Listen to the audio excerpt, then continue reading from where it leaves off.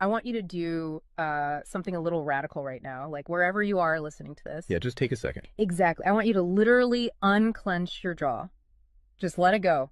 Drop your shoulders. Most of us don't even realize we're tensing up, Right. And look, I don't care if you just finished, a grueling 12-hour shift on the hospital ward, or if you just stepped off a loud, dusty job site. Or even if you're just mentally exhausted from staring at screens all day long. Leave it at the door. It's over. You are officially entering quiet mode.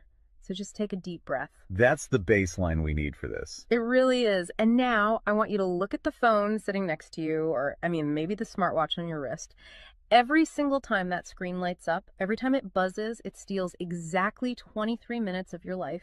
Welcome to the deep dive. It really is a staggering number to confront when you put it like that. 23 minutes Yeah. from one buzz. Yeah, because we tend to measure interruptions in like the seconds it takes to glance at a screen, right? Whoa! We completely ignore the massive cognitive debt we incur the moment we look away from our deep work. And that cognitive debt, that is exactly the central target of our mission today. Okay, let's unpack this.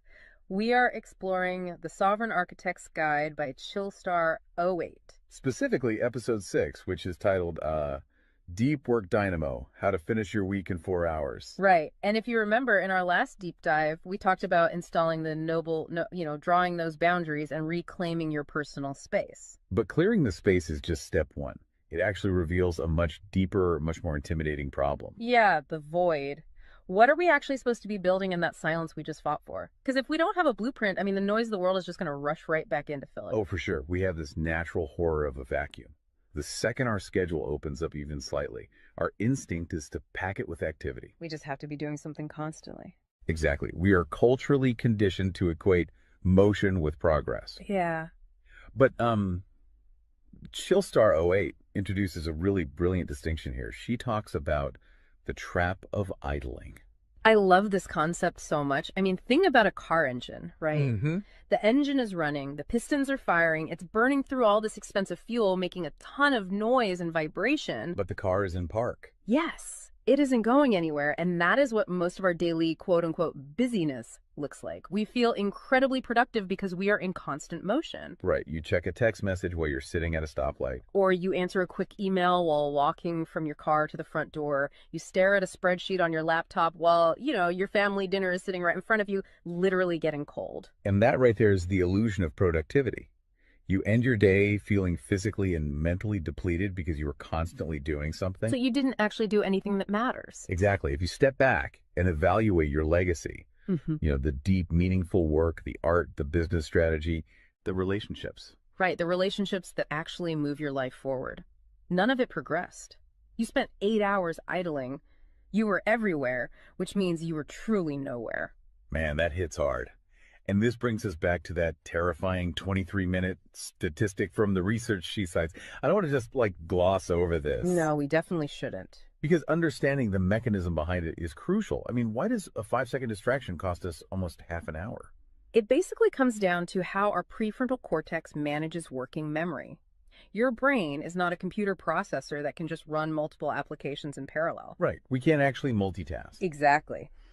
When you are doing deep work, say writing a complex proposal, your brain loads this massive fragile web of context into your working memory. Like holding all the pieces of a puzzle in your hands at once. Yes. You are holding multiple variables, ideas, tones all at once. So when your phone buzzes and you glance at a text from your partner asking about groceries, your brain is forced to execute a context switch. So it has to dump all the proposal data just to load the grocery data. It literally flushes the working memory buffer, yeah. It has to process the new rules and the emotions associated with that text message. Wow. And then when you turn back to the proposal, you cannot just pick up where you left off. Your brain has to laboriously rebuild that entire web of context from scratch. Oh, I hate that feeling. Were you just staring at the screen like, what was I even saying? Right. It has to retrieve the thread of your argument. Remember the tone you were using, recall the variables.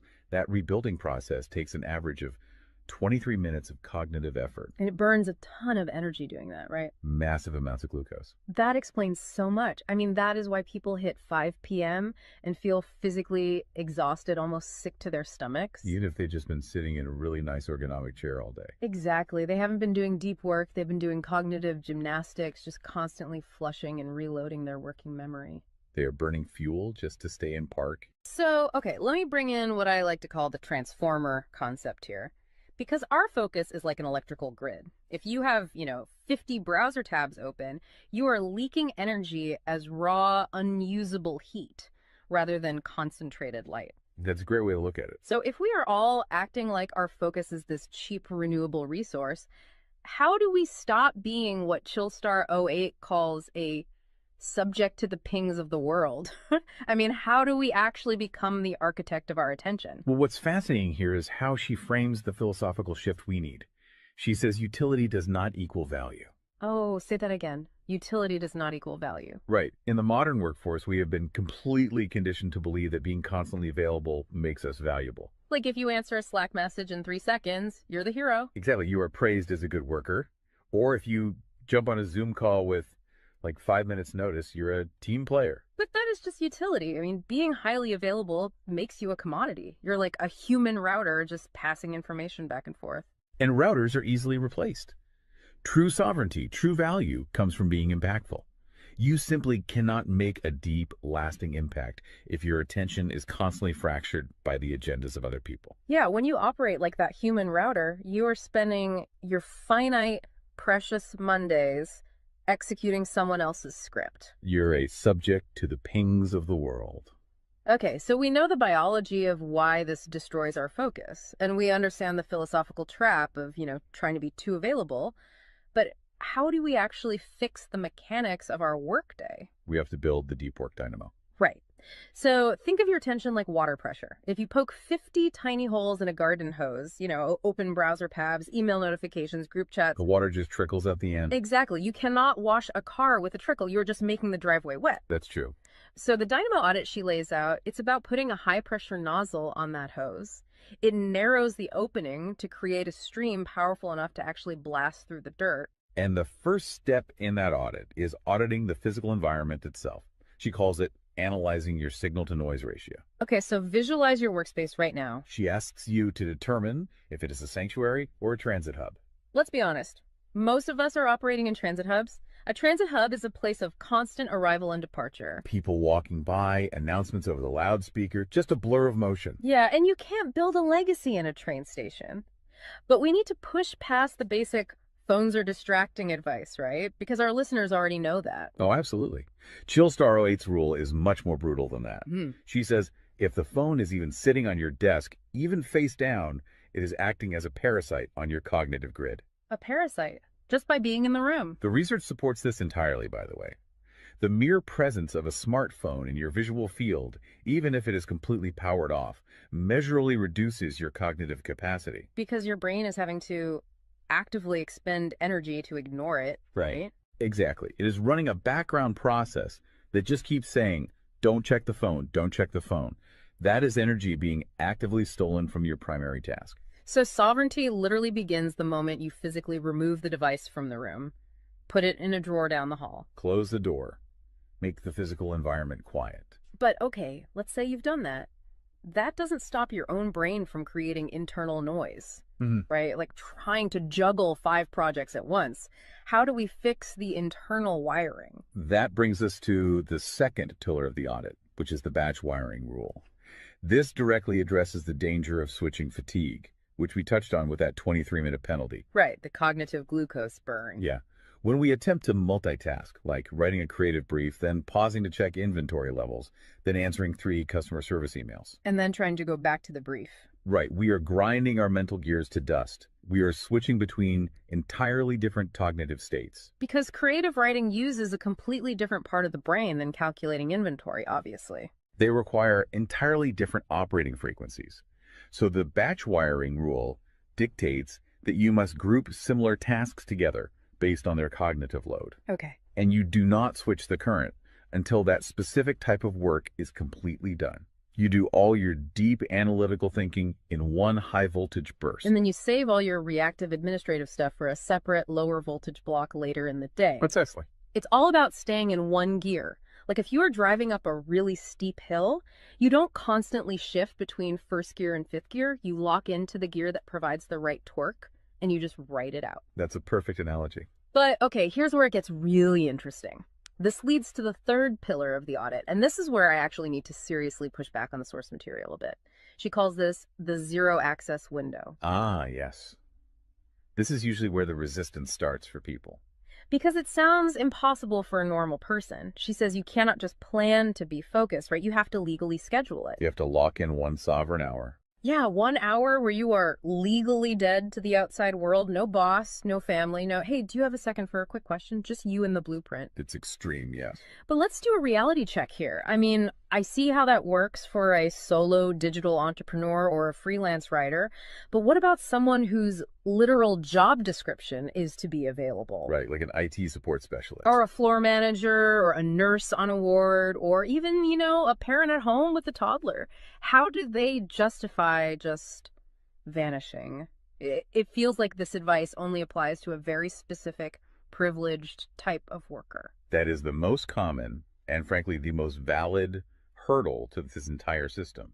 But we really have to look at how the principle scales, and we have to look at the internal psychology of the worker. Okay, walk me through that. First, let's address the context of Chillstar '08's own life. She is not some solitary monk living on a mountain. She is a wife, a mother, and a grandmother. Oh, wow. Okay. Yeah, and she runs a luxury travel agency and a digital marketing business. Her entire professional and personal life is built around communication and client management. She probably receives hundreds of legitimate demands on her attention every single day. So she is really in the thick of it. She isn't just speaking from some ivory tower. Far from it. She implements the zero access window because of those demands, not in spite of them. Now, for the IT manager or the nurse, obviously, you cannot vanish while on active duty if your role is acute response. Right. You can't ignore a burning server or a patient monitor. Exactly.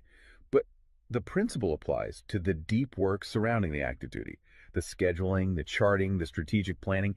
Even in highly reactive jobs, there is legacy work that gets pushed to the margins. That makes sense. And the challenge isn't just logistical, it is deeply psychological. It's the internal guilt, isn't it? Yes, exactly.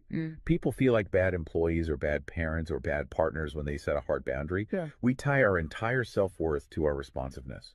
We think, if I am not instantly available, I am failing them. Man, that is so true. We feel guilty for taking an hour to ourselves. But setting a zero access window is not about neglecting your family or your team. It is about condensing your high level work into massive, high impact bursts of energy so that you can actually be present later. Wow. Okay. Consider the alternative. If you don't carve out that absolute focus, you end up giving your family or your team partial fractured attention for 12 hours straight. Exactly. You are physically at the dinner table, but mentally you are drafting an email. Or you are sitting on the floor playing with your kid, but you're checking a Slack notification over their shoulder. You are trading constant low quality availability for scheduled high quality presence. It is entirely about communicating boundaries to protect the quality of the time you do give people. You tell your team, look, I am going offline for 60 minutes to finish this crucial report. If the servers literally catch fire, call this specific emergency number. Otherwise, I will address all questions at 11:00 a.m. Right. You aren't vanishing to hide. You are vanishing to get the work done efficiently so you can actually live your life. Which brings us to the ultimate why behind this entire system. Because once you fight through that guilt, once you build this 4-hour fortress, you have to know what it is all for. It's not just about becoming a hyper-efficient robot. No, because if you use these tools just to do more of your boss's busy work or to take on 3 more stressful projects, you have entirely missed the point. You are just speeding up the treadmill. If we connect this to the bigger picture, the destination we are driving toward is a concept she calls passive magnetism. Okay, break down passive magnetism for us, because it sounds a bit abstract. Think of it as the gravity your work generates when it is undeniably good. Most people operate with active desperation. They're loudly networking, constantly posting, aggressively chasing clients or promotions. Just relying on sheer volume to get noticed. Right. Passive magnetism is the exact opposite. It is the ability to attract results, clients, wealth, legacy, or respect through the undeniable quality of your deep work. Because you actually took the time to build something substantial rather than just talking about building it. Yes, when you engage the deep work dynamo, you produce work so concentrated and so valuable that it acts as a magnet. You don't have to chase the market comes to you. And the ultimate prize of achieving that passive magnetism isn't just more work. The prize is time. Time is the ultimate currency. The dream of the sovereign architect is to finish an entire week's worth of business output in just 4 hours. You do this high voltage work often while the rest of the world is literally still hitting the snooze button. You free up the remaining hours so you can go be a traveler, so you can be a creative. So you can be a fully engaged grandparent like Chillstar 08. Exactly. She frames it beautifully in the source text. She says, we wire for silent so we can live in volume. Oh, I love that. We embrace the discipline of the quiet fortress so that our actual lives can be loud, vibrant, and fully experienced. We are finally taking control of the dial. But, making that shift from a frantic, reactive employee to a calm, sovereign creator requires a massive shift in identity. You have to tune your mind before you sit down to do the work. It is really difficult to just sit down at a desk and instantly command your brain to perform deep work, right? Especially if you've spent the last hour navigating traffic and listening to the news. You need a transition ritual to cross that threshold. And Chillstar 08 provides something for this transition called the Chillstar's Creed. It is designed to be a grounding frequency. It really centers you. Yeah, so I want you, the listener, to use this. I want you to imagine a slow, steady heartbeat in the background. Just a deep, resonant 528 hertz frequency. Just let the frequency of these words settle into your mind before you initiate your deep work. Ready? Take it in. I am grounded in peace. I am reaching for my stars. My light is my own. I am a star and I will shine bright. I will reach for the sky. I release what was. I embrace what is becoming. Using a creed like that is just such a powerful behavioral trigger. It really shifts your state. When you speak those words, even just internally, you are consciously reminding yourself that your light, your focus, your energy is your own. It does not belong to your inbox. This does not belong to the algorithm. Right. You are releasing the frantic energy of the morning and embracing the sovereign focus of the architect. So we always want to translate this high-level theory into ground-level reality for you. We don't want you to just listen to this and go right back to idling. Definitely not. Here's your 1% install. This is your micro-win to take action on this deep dive immediately. Tomorrow morning, before the world starts demanding your attention, before you check a single news site or open your email, I want you to set a timer for exactly 60 minutes. Put your phone in another room entirely. Yes, physical distance. Do not open any extra browser tabs. Pick one legacy task, just one, and flip the switch on your very first sovereign hour. And be prepared for it to feel incredibly uncomfortable at first. Your brain will crave the dopamine hit of a notification. Oh, you will feel an almost physical itch to check your messages. But if you can sit in that silence, if you can endure that initial friction, you will watch the dynamo start to spin. You will enter that flow state, and the old blueprints of hustling and grinding will be completely burned away. And look, if you want the actual templates to automate this piece, the specific tools and step-by-step guides to build the system out completely and protect your location-independent freedom, you can join the Sovereign Fortress on the Chillstar 08 school community. All the blueprints are there waiting for you. They really are. As we wrap up this deep dive, I want to leave you with one final thought to explore on your own. We have spent this entire session talking about the mechanics of work. We've talked about condensing your week's output into just 4 hours of pure, undistracted focus. But if you actually achieve that, you're going to be faced with a beautiful, kind of terrifying question. What's that? Who are you going to become in the remaining 164 hours of your week? What if your true legacy has absolutely nothing to do with what you produce while you are busy, but entirely to do with who you are when you are finally completely silent? Wow. Unclench that jaw. Drop those shoulders. Step into the quiet. Go be great and flip the switch. We'll see you on the next deep dive.